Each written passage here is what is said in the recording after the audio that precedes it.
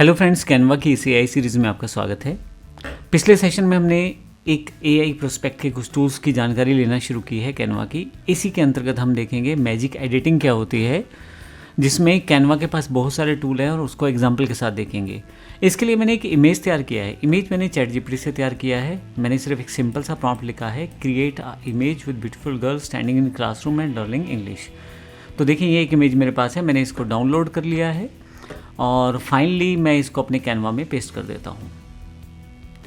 मैं इसे कैनवा के अंतर्गत ले आया हूँ और आप देखें मेरे पास यहाँ पे इमेज अवेलेबल है और यहाँ पे जो इमेज मेरे पास अवेलेबल है इसके ऊपर मैं कुछ जो मैजिक एडिटिंग है वो चाहता हूँ एडिट करना। तो इसके लिए मैं इमेज को सिलेक्ट करूँगा और यहाँ से एडिट पे क्लिक कर दूँगा और यहाँ से आपके पास मैजिक स्टूडियो के नाम से सेक्शन बना हुआ है, जिसमें आप पे जाकर बहुत सारे ऑप्शंस यूज़ कर सकते हैं, जिससे आप अपनी ऐसी इमेजेस को कहीं भी किसी भी डिज़ाइन में यूज़ कर सकते हैं। ये एडिटिंग से रिलेटेड है तो इसलिए सिर्फ एडिटिंग मैं इसमें सिखा रहा हूँ, जबकि आप इमेज को यूज़ कर सकते हैं किसी भी डिज़ाइन में।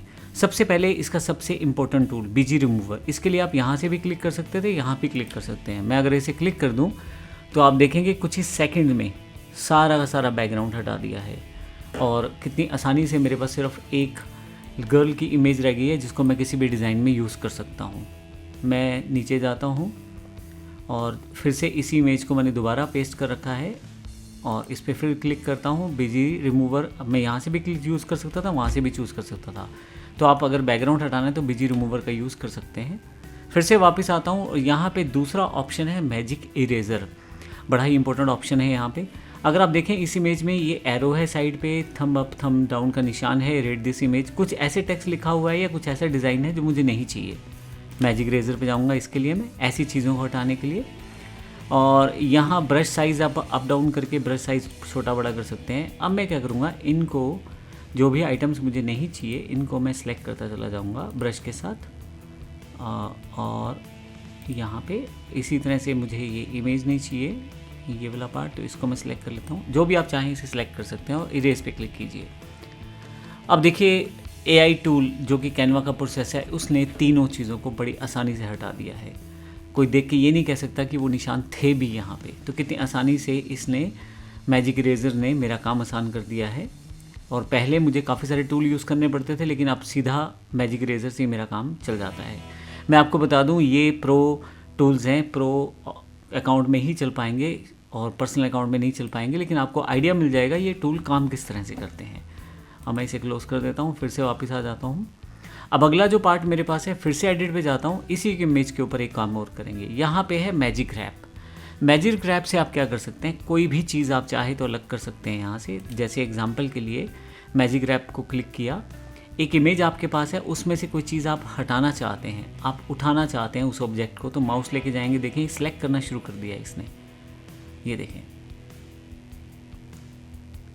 तो आप चाहें तो यहाँ से चीज़ें सेटअप कर सकते हैं। मैं चाहता हूँ इस टेबल, इस चेयर को, इस टेबल, इस चेयर को यहाँ इस फ़ोटो से हटाना, और यहाँ पे थोड़ा सा जूम आउट कर देता हूँ ताकि देखने में आसान हो जाए। ग्रैब क्लिक करूँगा। अब आप देखिएगा कुछ ही सेकंड्स में इस पार्ट ऑफ इमेज को मैं अलग से कहीं भी मूव कर सकता हूँ। देखिए कमाल की बात यह है, इसको मैं कहीं भी मूव कर सकता हूँ। पहले ये पॉसिबिलिटी मेरे पास नहीं थी। तो मैं किस तरह से इस टूल का यूज़ कर सकता हूँ, कमाल की बात है, उसको उसने फिल भी किया है बैक एंड साइड पे किसी ऑब्जेक्ट के साथ। तो इस तरह से मैं इसका यूज़ कर सकता हूँ। फिर से मैं वापस Ctrl+Z कर देता हूँ और इस इमेज को सिलेक्ट करता हूँ, एडिट पे जाता हूँ। अगला जो टूल हमारे पास है मैजिक ग्रैब के बाद, ग्रैब टेक्स्ट के नाम से। और ग्रैब टेक्स्ट के नाम से बड़ी इंपॉर्टेंट चीज़ है। जैसे मैं क्लिक करता हूँ इसे, तो टेक्स्ट अगर आपकी किसी इमेज में लिखा हुआ है तो उसे आप अलग से फिर से हाईलाइट करते हुए बाहर ला सकते हैं। तो इसने ऑटोमेटिकली इस पूरी इमेज में टेक्स्ट को पिक कर लिया है।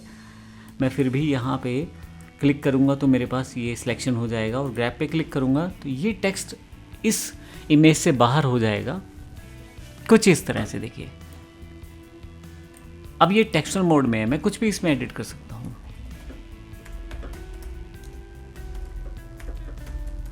देखिए, और वो जो पार्ट ऑफ इमेज अगर कुछ ख़राब हुई है तो आप उसको रीसेट कर सकते हैं बाकी टूल्स की सहायता से, जैसे मैंने अभी बताया था आपको। लेकिन कमाल की बात है कि इसने उस टेक्स्ट को हटा दिया है वहाँ से, और मुझे इस टेक्स्ट को हटा के सिंपल ऑप्शन बाहर एज अ टेक्स्ट दे दिया है। मैं कंट्रोल Z करके वापस कर देता हूँ इसे सारी चीज़ें, और फिर से मैं यहाँ से इमेज को क्लिक करता हूँ, एडिट पे जाता हूँ। अगला जो टूल है मेरे पास यहाँ पे मैजिक एडिट है। मैजिक एडिट से मैं किसी चीज़ को हटा के उसकी जगह दूसरी चीज़ प्लेस कर सकता हूँ। तो सबसे पहले तो मुझे वो एरिया बताना है जिसको मुझे हटाना है। तो मैं फिर से ये वाला सारा एरिया हटाना चाहता हूँ, इन बेंचेस को हटाना चाहता हूँ यहाँ से यहाँ तक, और ब्रश के साथ मैं इसको बता दूंगा कि मुझे ये वाला एरिया नहीं चाहिए अपनी इमेज में, और इसकी जगह कुछ और चाहता हूँ, वो मैं इनको अभी बता सकता हूँ टाइप करके। तो दो पार्ट हैं, पहला पार्ट सिलेक्शन है, आप कलर करके आप बता रहे हैं कि आप इस पार्ट को हटाना चाहते हैं, तो एक तरह से सिलेक्शन है जिस चीज़ को आपको हटाना है। दूसरा आपको यहाँ टाइप करना है जो आप लगाना चाहते हैं। तो यहाँ मैं टाइप करता हूँ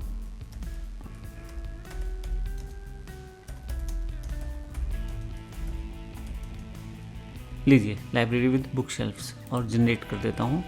अब आप देखिएगा यहाँ पे बुक शेल्फ के डिज़ाइन अवेलेबल हो जाए ऑटोमेटिकली। मेरे पास यहाँ बुक शेल्फ्स को रिप्लेस कर दिया गया है, 4 ऑप्शन भी दिए गए हैं, जैसा ऑप्शन मुझे चाहिए वैसा ऑप्शन मैं यहाँ से ले सकता हूँ, देखें आप।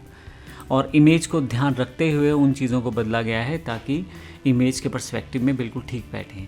ऐसा नहीं है कि बोर्ड को छुपा दिया गया है, बोर्ड को भी दिखाया गया है, और उसी टेबल साइज़ में बुक शेल्फ दे दी गई है, तो ताकि क्लासरूम में जो स्टूडेंट पीछे की तरफ खड़ा है उसको वो बोर्ड दिखाई दे। कितने ही स्मार्टली इस AI टूल ने काम किया है। ये आपके पास सबसे बड़ा पावर है कैनवा में इस तरह के फीचर्स के साथ। फिर से एडिट पे क्लिक करता हूँ और इसके साथ मैजिक एक्सपेंड, हालांकि हम पहले इसे देख चुके हैं, फिर से इसे देखते हैं। ये इमेज मेरी यहाँ पे आ गई है। मैं चाहता हूँ मैजिक एक्सपेंड करना। कितना एक्सपेंड करना है? मैं होल पेज पे इसे एक्सपेंड कर सकता हूँ, या 1:1 रेशो में, या फ्री फॉर्म में। मैं इसे होल पेज पे एक्सपेंड कर देता हूँ और एक्सपेंड का बटन दबा देता हूँ यहाँ से। कुछ ही सेकंड्स में देखें आप, यहाँ पे जो एक्सपेंड किया जाएगा उस इमेज की पूरी जानकारी यहाँ अवेलेबल हो जाएगी एक्सपेंशन के साथ। देखिए मेरे पास ज़्यादा चीज़ें नहीं थी, लेकिन इसे ऑटोमेटिकली उसको एक्सपेंड कर दिया है, और 4 ऑप्शन के साथ। पहला ये, दूसरा ये ऑप्शन है, तीसरा ये ऑप्शन है, फोर्थ ये ऑप्शन है। आप जैसा चाहें वैसा यूज़ कर सकते हैं। ध्यान रखिएगा, ज़रूरी नहीं है कि ये एक्सपेंशन बिल्कुल सधी हुई यानी कि एक्यूरेट आए। वो सिर्फ एक एग्जाम्पल के रूप में आपके पास आई है। आप चाहें तो इसे कैंसिल कर सकते हैं और रीजनरेट कर सकते हैं दोबारा, अगर आप चाहें तो। मैं फिर से मैजिक एक्सपेंड पे जाता हूँ और फिर से एक्सपेंड पे जाके होल पेज कर देता हूँ, एक्सपेंड कर देता हूँ। यहाँ फिर से एक्सपेंशन के द्वारा देखिए डिफरेंट तरह के डिज़ाइन फिर से तैयार किए गए हैं।